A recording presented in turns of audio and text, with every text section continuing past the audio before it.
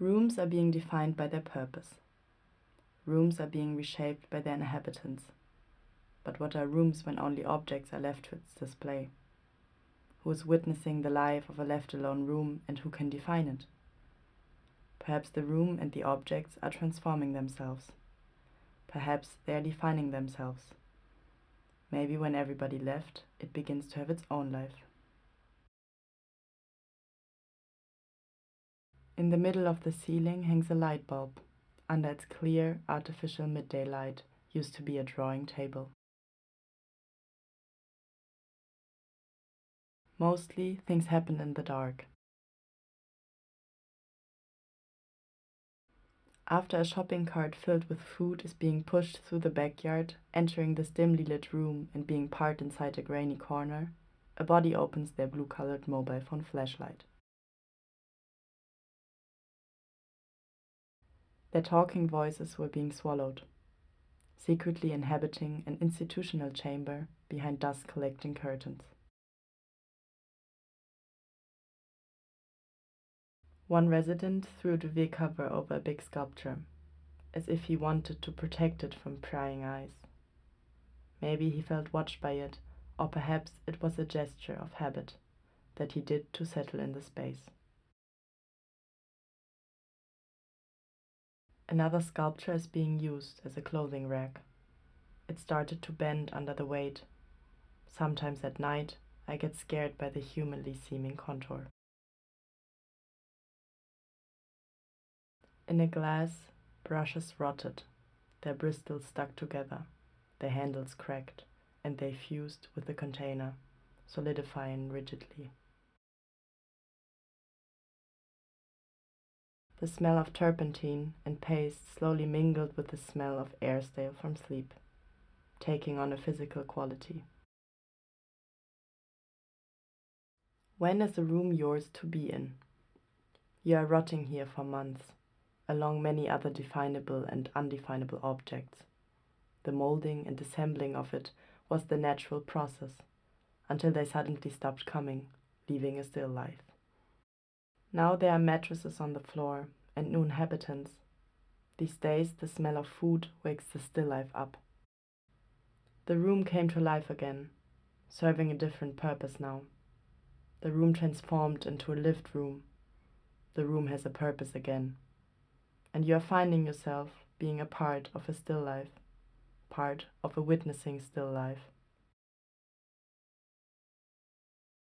Somebody stumbled upon a frozen magic wand. He then carefully placed it on the windowsill, where it glitters in the morning light now.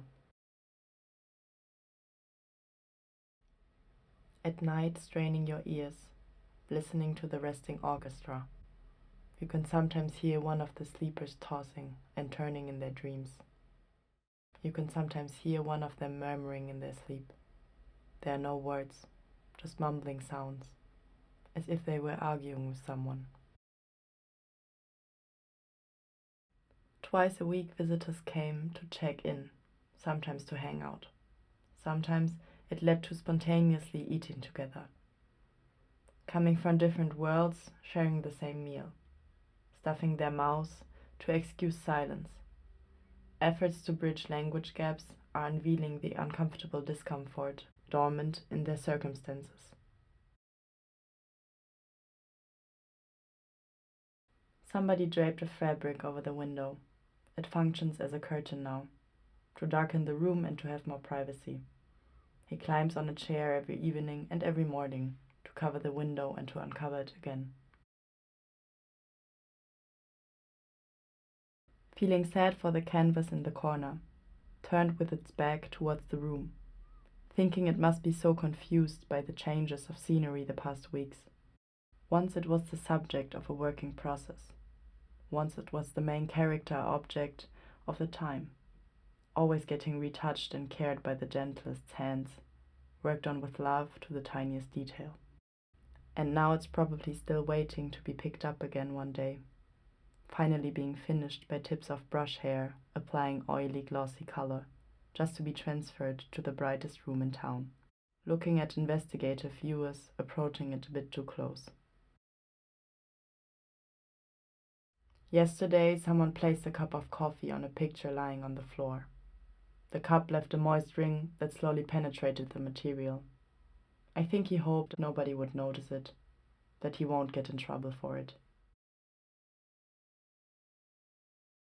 Last week, 2 of them were starting to be friends. Now they are always together, hanging out, joking, laughing tears, whilst the others are keeping to themselves most of the time. One of the men has stretched a string between 2 doorknobs and hung his wet laundry over it. They are dripping quietly onto the floor, where a small puddle starts to form.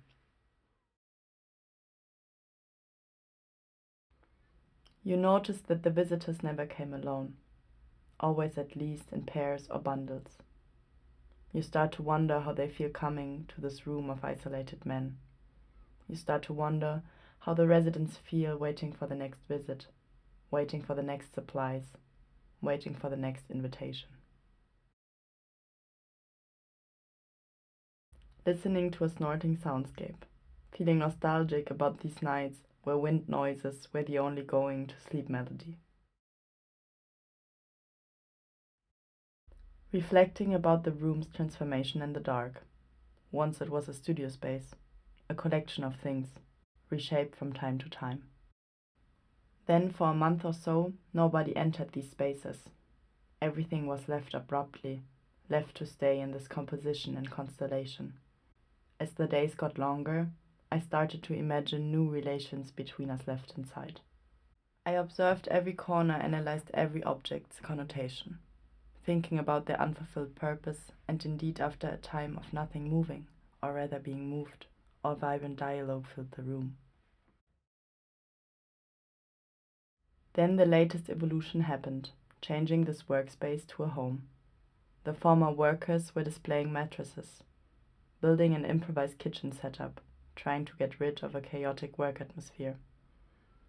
Cleaning up by pushing us into corners, clearing space for the new arrivals, who were seeking shelter as their emergency shelter closed, showing the new inhabitants the way to open the doors, the way to the local facilities.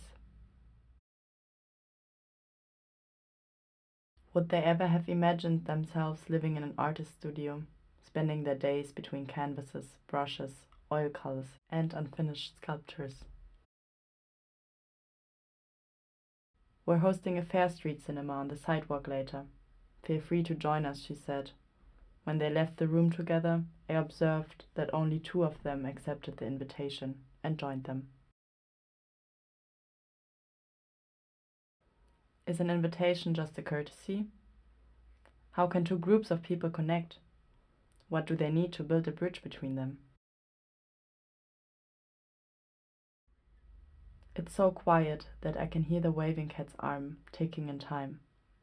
Her arm moves back and forth, constantly. The waving cat used to stand on a shelf full of sketchbooks. Now she stands on a windowsill. Her persistent movement extends like a silken thread that holds everything together. The following week, one of them gathered items for a makeshift kitchen, with the help of the visitors. He had wanted to help shape the Fair Street cinema and cook for everyone on the sidewalk, I overheard. They left the room with pots, a camping stove, a folding table, and food under their arms.